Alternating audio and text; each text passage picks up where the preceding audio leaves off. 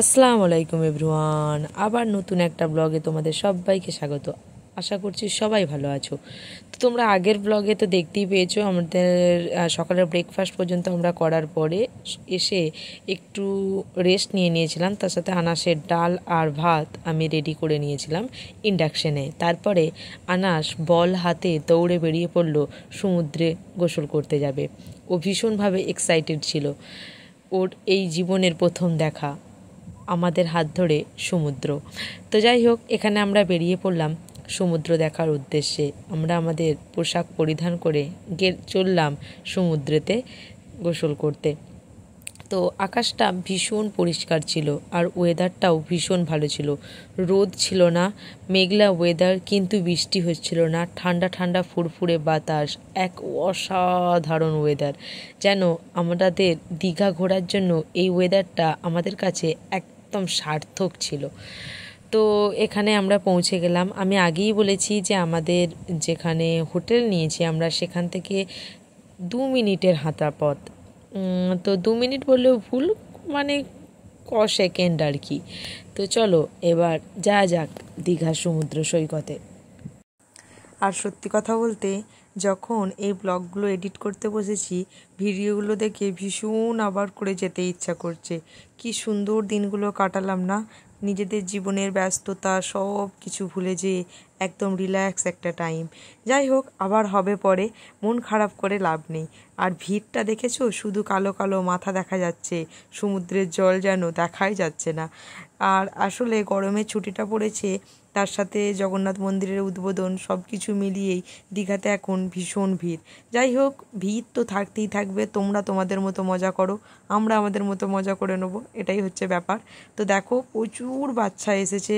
তো আনা সেখানে রেডি সমুদ্রে গোসল করার জন্য। ও রিয়াকশান, প্রথমে ও একদমই নামতে চাইছিল না, কিন্তু নেক্সট দিনে ও আর পানি থেকে উঠতেই চাইছিল না। এই যে প্রথমের দিকে একটু ভয় খাচ্ছিল যে না, আমাকে কোলে নাও, আমি নামবো না।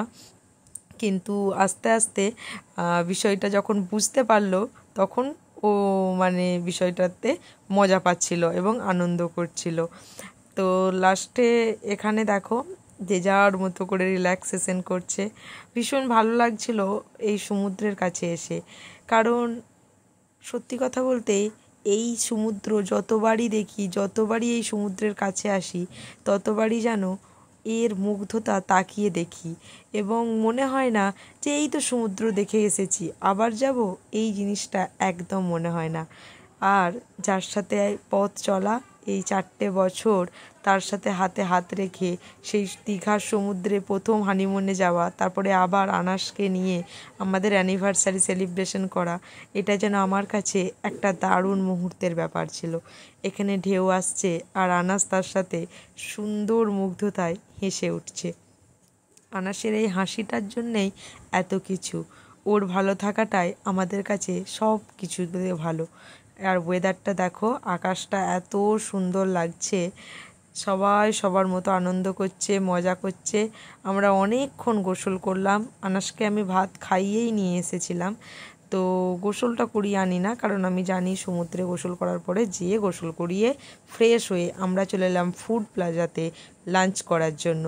এখানকার খাবার ভীষণ ভালো। এটা সি বিচের ধারেই একদম হোটেলটা, এই ফুড প্লাজা। মেনু কার্ডটা আমি দিয়ে দিলাম এখানে, তোমরা চাইলে একবার পজ করে এখান থেকে দেখে নিতে পারো। দামগুলো মোটামুটি রিজনেবলই ছিল। আমি এখান থেকে একটা পমফ্রেট থালি অর্ডার করেছিলাম, যেটার দাম পড়েছিল 200 টাকা। আর ওর আব্বু নিয়েছিল, আনাসের আব্বু নিয়েছিল 1 প্লেট বিরিয়ানি। তো সব কিছু মিলিয়ে খাবারটা অসাধারণ ছিল। আজকের মতো এইটুখানি। দীঘার সেকেন্ড পার্ট দেখার জন্য তোমরা কতটা এক্সাইটেড, প্লিজ আমাকে কমেন্ট সেকশনে জানিও। আজকের মতো এইটুখানি। সবাই ভালো থেকো। খোদা হাফেজ।